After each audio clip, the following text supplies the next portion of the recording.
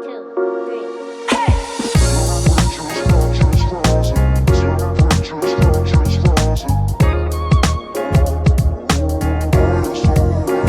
world is increasingly challenging, volatile, and complex. The Bottom Line, presented by Vantage Circle, is a weekly web series that sifts through the noise, discussing the latest thinking regarding employee rewards and recognition. My name is Matt Burns, and I'll be your host. And today I'm pleased to be joined by Saurabh, Vantage Circle's Director, Center of Excellence, People and Culture, Vantage Circle's Research and Advisory Division. Saurabh, thanks for joining me today. Thank you so much for having me. I'm looking forward to this conversation. We're going to get into looking under the hood, as it were, the numbers, the data, the methodology, and I couldn't be more excited about that. Before we do that, maybe tell our guests a bit about your past experiences and what brought you to Vantage Circle. Let me do that. And let me also start by saying how excited I am about the format of this podcast, because I spent the first 10 years of my career in corporate human resources consulting. So I naturally come with a data-oriented approach, a more analytical approach, and would love to be speaking to you about some of those things today. So I started my career in corporate human resources consulting, worked with a company called Hewitt Associates, which is now Aon, for about 7 years, and then with Mercer. Post that, I worked with a startup, so a drastic change, a drastic amount of unlearning of a lot of things, a drastic amount of new learning. And that really shaped me into the career path I'm on today, where I work as an independent consultant working with businesses. There's two types of work that I do. The first is where I work with startups and growth phase businesses, helping them create their HR strategies and then guiding their teams on implementing those. And the second is where I work with Vantage Circle more on the product side, looking into what we can do to enhance the effectiveness of our products. How do we make sure that our products are really creating more impact? How do we work with our clients to improve the effectiveness of their programs? So that's a little bit about me, Matt. And I agree with you. I couldn't be more excited to have a peer-to-peer conversation about all things rewards and recognition. But let's get things kicked off. I think first and foremost, for those who aren't familiar, if you wouldn't mind just describing what is the AIRe Framework and why did you ultimately create it? So let me just tell you about the name itself. The AIRe Framework stands for, it's an acronym for Appreciation, Incentivization, Reinforcement, and Emotional Connect. But it also stands for a larger thing, which is let recognition be the air that your employees breathe. When we got into looking at recognition, and I told you I come from a consulting background, I've done a significant amount of work in total rewards and employee engagement. So for me, a lot of the stuff around say, stay, strive in employee engagement is stuff that I've worked on measuring, on advising companies on how to optimize for, how do you leverage total rewards in their entire equation. Recognition, unfortunately, was not an area that I had gotten too much into detail on. And, when I started my innings with Vantage Circle, we started discussing about how do organizations look at designing their recognition programs? How do they look at assessing the recognition programs? We found that there was a huge gap over there. So unlike a lot of aspects of HR, which were getting measured, which had clear frameworks on how do you do the design of it, there wasn't enough on recognition. And that's where we said that if we need to help our clients derive the most from their recognition programs, it actually starts with defining a framework that can quantitatively help you design and assess recognition programs. So that's where the AIRe Framework came from. The AIRe Framework talks about 4 key themes. The first is appreciation, which is the inherent need for people to feel valued. There's incentivization, which is what drives certain behaviors, which is what makes people act in a particular manner. There's reinforcement, saying what is that manner in which you want them to act in the first place? What are those behaviors that you want them to demonstrate, and how clearly are those called out? And the last part, emotional connect, which you might have noticed is also a superscript.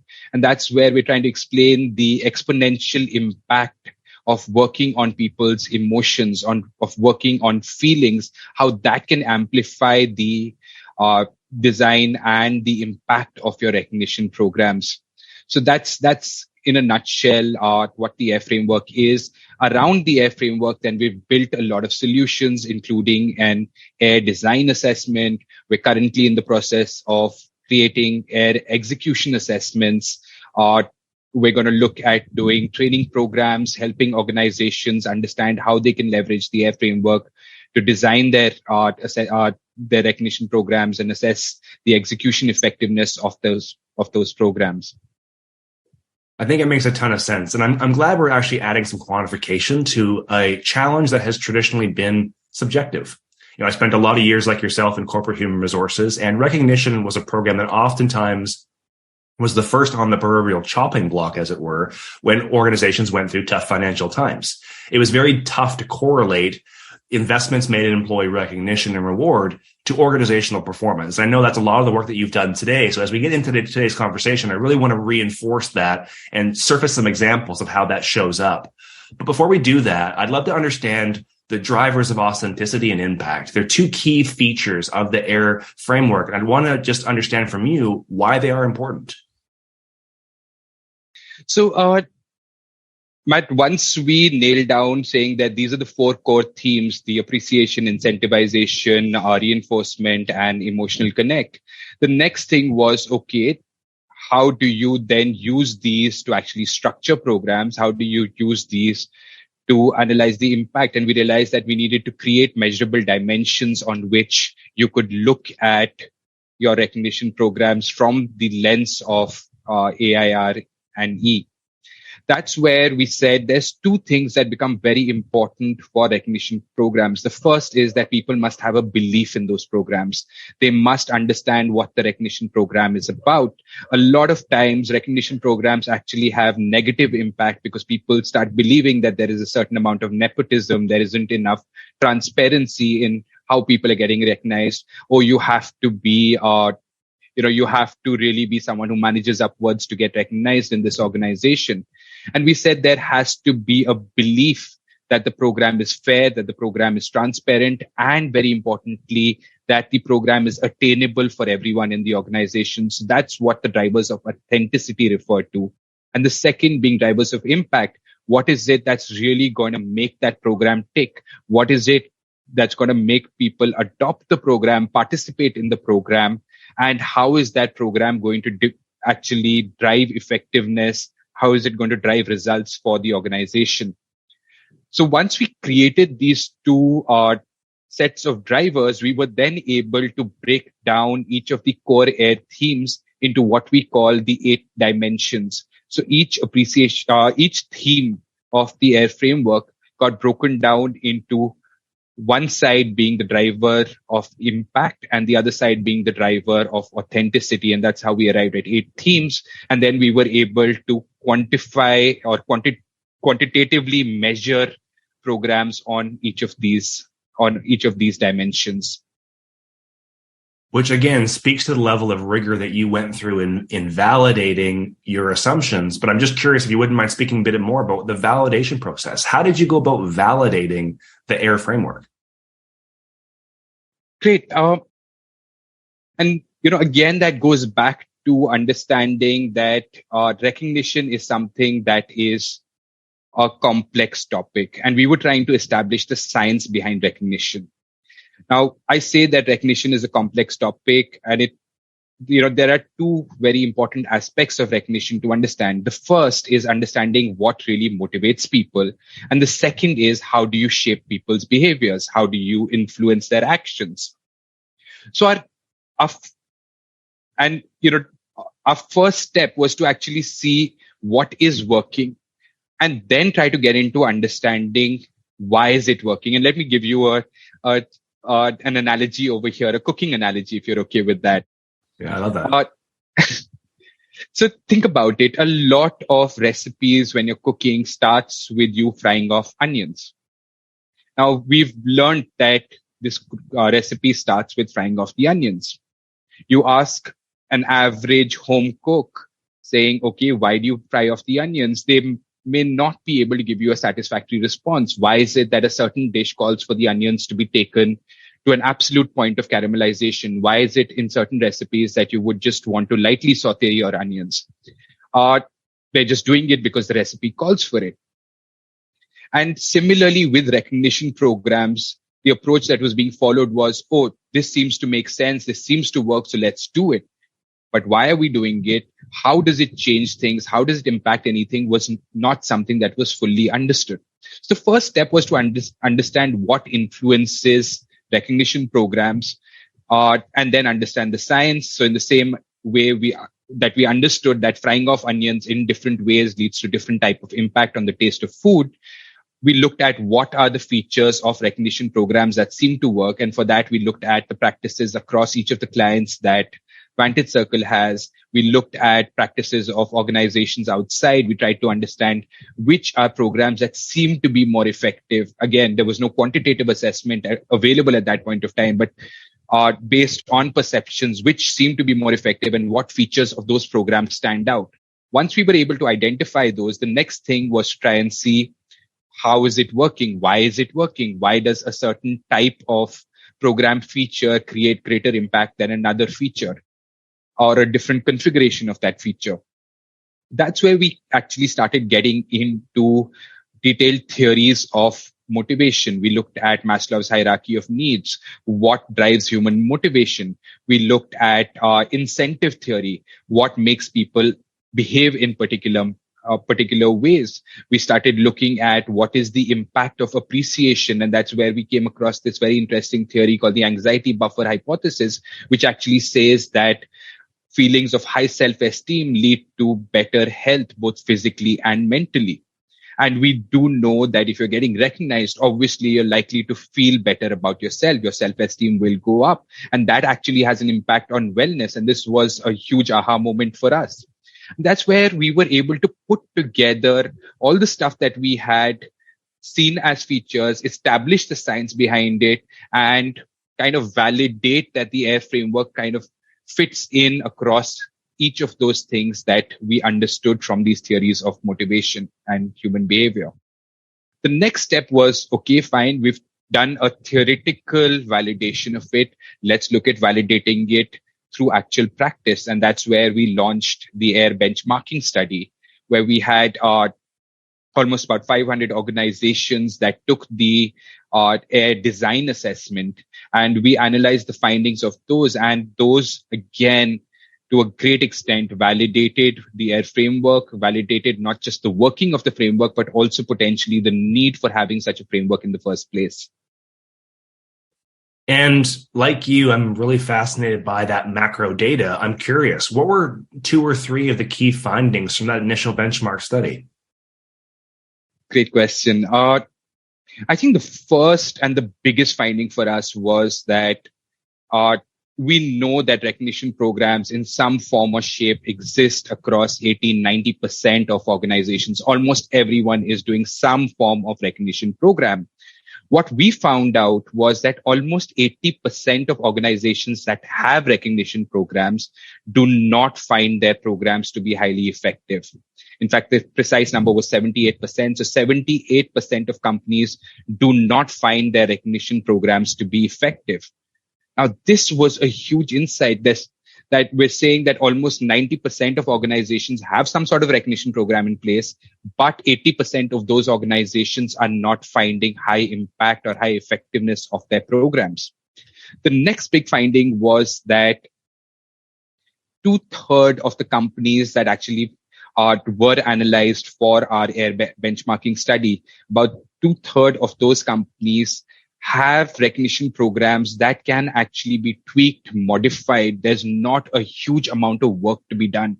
So if I were to talk about leveraging recognition, getting the power of recognition right, there are the first step is for an organization to understand the need for a recognition program and to say that there are certain objectives that we can actually drive through the recognition program. The second step is for them to say, okay, we're willing to invest time and money in designing and executing recognition programs. And the third step is, of course, in terms of optimizing the recognition program. about 66% of companies have done the first two steps.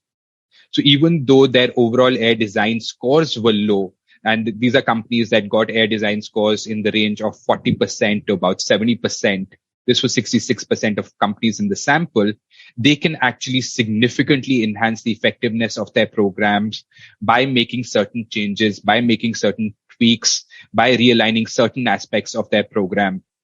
So even though a large number of companies are not finding it effective, it is possible for them to actually get that level of effectiveness from their programs.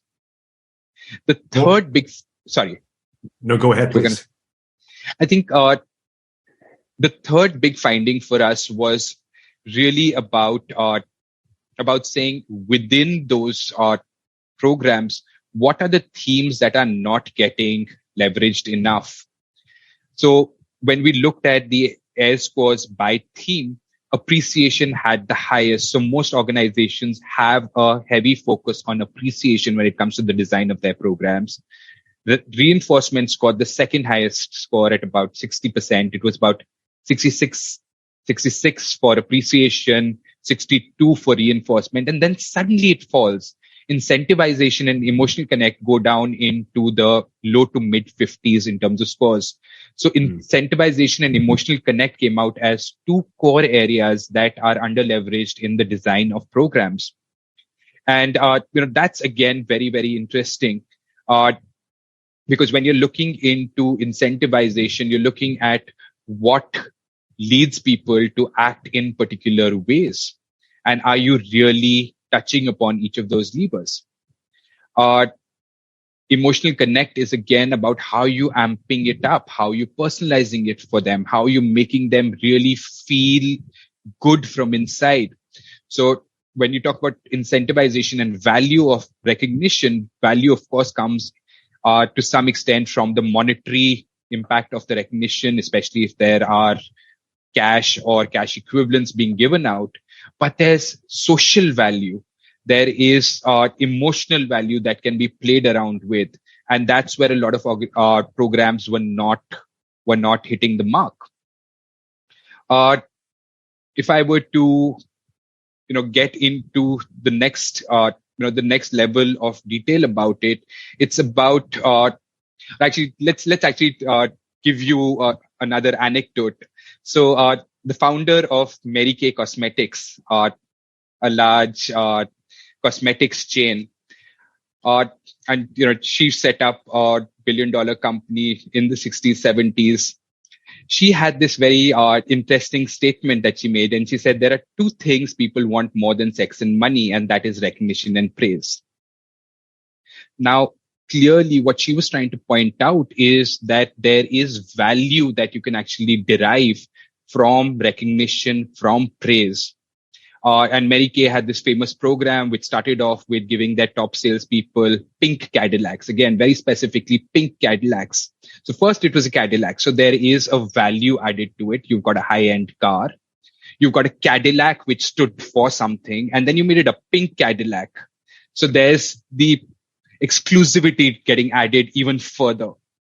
Now, if you think of it and apply that to the way we think about our recognition programs today, how do we make it feel more exclusive? How do we make it feel more exciting? That's where you can really play around with these two levers of incentivization and emotional connect. Well, when it speaks to, again, I think the importance of working with an organization like Vantage Circle, to your point, many organizations have taken this path. Close to 90% of companies have an existing program in place. They have good intentions, but somewhere along the way, they lose sight of the personalization, the true emotional connect when it comes to their employees.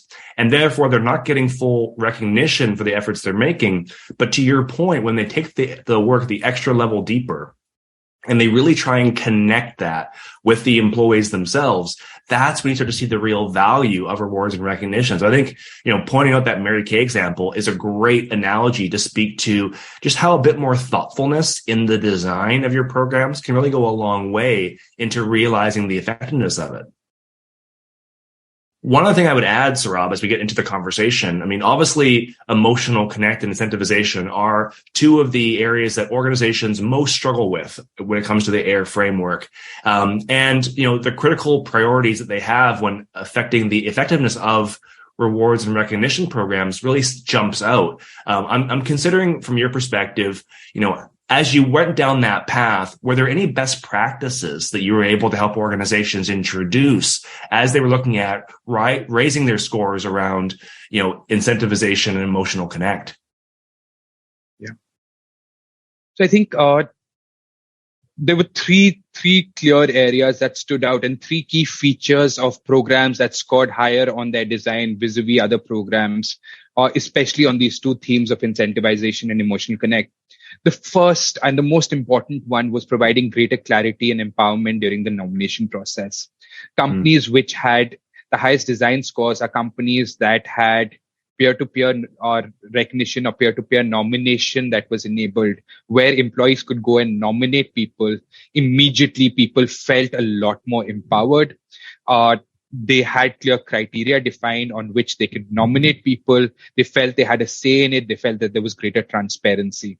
If I were to tell you, Matt, today that, you know what, Matt, you can win $1,000, you'd be like, okay, great. Tell me what I should do. And I'd say, oh, you know what? I'm just going to look at you and I'm going to observe you. And if you fit my bar, if you meet certain requirements that I have in my mind, you'll get $1,000. And you'll be like, okay, man, I'm not interested in this. This is a waste of my time. But I tell you, Matt, you do these three things and you are likely to get your $1,000. You suddenly have that clarity. You have that line of sight. Now I'm telling you that not just you do these things, but you know what? People who are observing your work on a day-to-day basis are potentially nominating you, or you have the ability to nominate others. So that's where that becomes very powerful. The second thing that we saw working really well was that organizations which have made their awards more meaningful for employees, both in terms of the value of awards and the choice of awards. So again, especially when you're talking about monetary recognition, you need to look at what is the award value. If you're going to give people, this is something that stays with me forever. When I completed 5 years with a particular company, I'm obviously not going to name that company, but and this was a global company. I, of course, had a little celebration in the India office. My team celebrated with me, but from a global level, I got a boilerplate letter saying, thank you so much for your 5 years of contribution. Here's a $10 gift card. It's like, I don't want that $10 gift card. I felt kind of insulted by the fact that I got a $10 gift card. And I felt that maybe just the letter would have actually made more sense. If you're going to give a monetary award, make it more meaningful, make it commensurate to the achievement, make it commensurate to the impact. And then allowing personalization again goes a long way. That's where you can really leverage emotional connect. Let's say that I gave you $1,000 and I said, Matt, do whatever you want with it. You'd probably go invest it somewhere and you'd forget about where that money came from. You'd be more interested in how much money that's creating for you. But we told you, Matt, here's $1,000, buy something. And you went and bought this watch for yourself. Now, every time you look at that watch, you're like, oh, you know what? I got it for this particular achievement. So that's where bringing in meaning, personalization, both in terms of the value and the choice of awards becomes important. And the third thing that worked really well were organizations that were doing a more personalized messaging along with the awards. A lot of organizations or a lot of managers think their job is done if they just say, oh, you know what? Well done, Matt. Great job done. What job? What did you do? What aspects of your behavior or the impact that you created really stood out? So there's a level of reinforcement that can happen in the messaging itself. And remember then when you're doing rewards and recognition messaging, it's not just to the recipient, but it's going to be visible to other people. So what do other people take away? Why did Matt get recognized? So if there is that level of specificity, level of reinforcement happening in the choice of the citation message. And the second part is, again, how much do you personalize it? If I write well done or I write well done, Matt, can I make it more relatable for you? Can I Can I add that touch to it? So organizations which focused on how they can do better messaging have seen greater impact of their programs. So those are the three key things.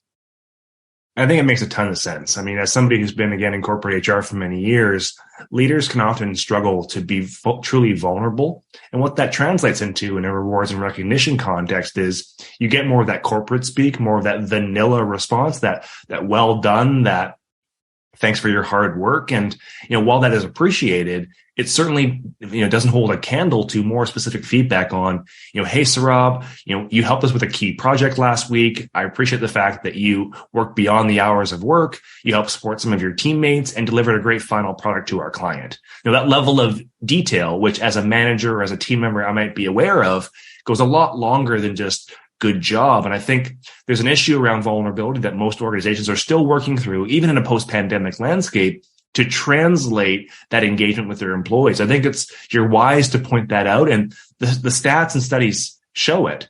I think one theme you mentioned earlier was the idea of impact. And, while rewards and recognition is absolutely the right thing to do, every organization is a human-centered organization. The reality is most organizations are looking at their rewards and recognition, at least in part, to drive some sort of impact in the organization, whether that's things like employee engagement or employee productivity. These are measures that are expected to be influenced by having a really good program. So I know that, when you looked at the study, when you did the AIRe framework, put it together, when you looked at organizations that drove both employee engagement and enhancing productivity and performance, their AIRe scores actually jumped. And I'm curious, why do we see that result? So to answer that question, let me just start a little bit with the evolution of recognition programs. And it really started off as two different things. One was service awards. So you complete 5 years with the company, 10 years with the company, different milestones, and you're recognized for that. And the other part of it was to drive business impact, which was largely performance-based. Now, as a result, for a lot of organizations, these have existed as two separate programs.